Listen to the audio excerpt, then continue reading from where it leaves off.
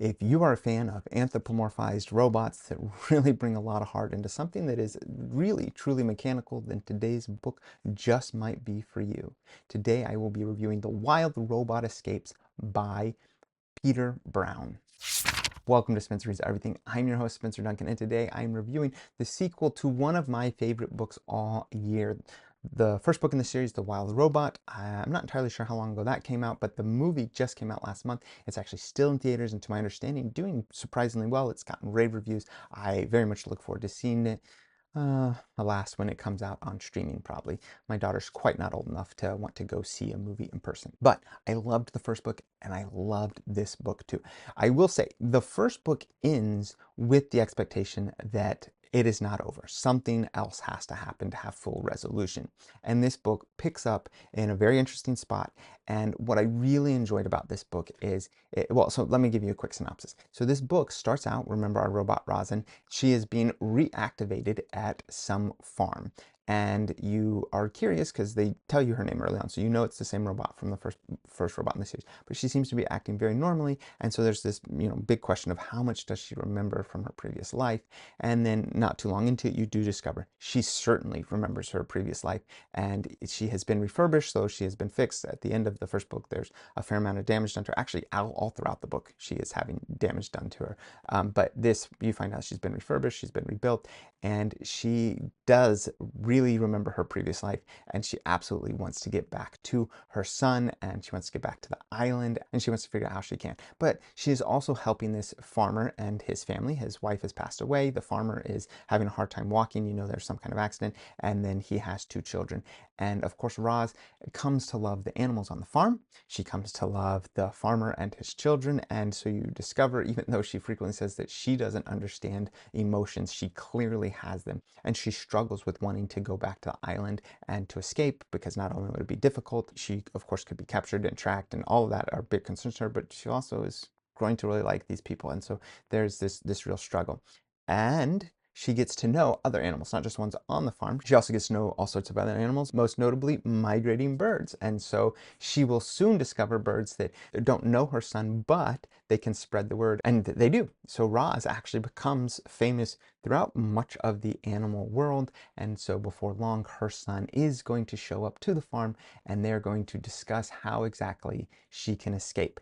And like I said, she has really fallen for the children, and she had hid from the children all of her previous life until her son showed up, and they catch her talking to her son. Now, as a reminder, if you have not read the first book, I don't recommend reading this, but just a quick reminder, her son is a goose that she had saved and fostered, first of all. Second of all, her ability to talk to animals is in of itself a big deal. And so when the children see her talking to her son, and they see her also communicating with some cows, is when they realize, ooh, this robot is not normal.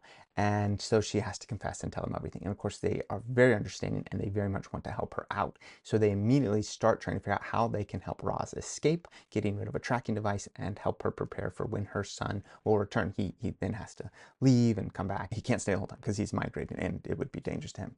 And so then the rest of the book is her escaping. It is what she goes through. Like I said, she has now become famous throughout the animal kingdom, and so there's definitely a concerted effort by lots of people to try to help her. It deals with a lot of other concerns that she has about staying functional and dealing with the elements. You know, she's incredibly capable, but just like anything mechanical or electronic, she is afraid of water and going into the big city and just interacting with the society.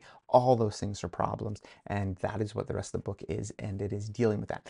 Now, I will say that I know there's at least one more book in the series, and I will also say that this book certainly has a pretty fulfilling ending, I would say. So I don't know exactly what is in the third book. I very much look forward to reading to it because I just enjoy the general characters and world that has been created. And I am curious as to the next stage. So it's clearly not a traditional trilogy in which at the end of the second book is serving as the end of the second act. You have this climactic thing that's going to be resolved in the third act.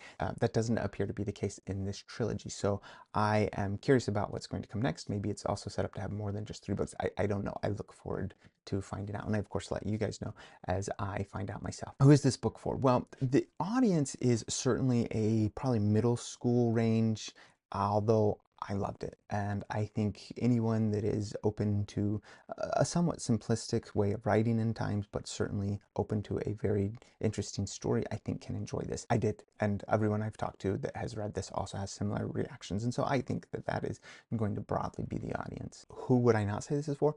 Well, I would say middle school or maybe older elementary school is probably the youngest you could be. If you're any younger than that, you may not fully appreciate it, although I'm not entirely sure.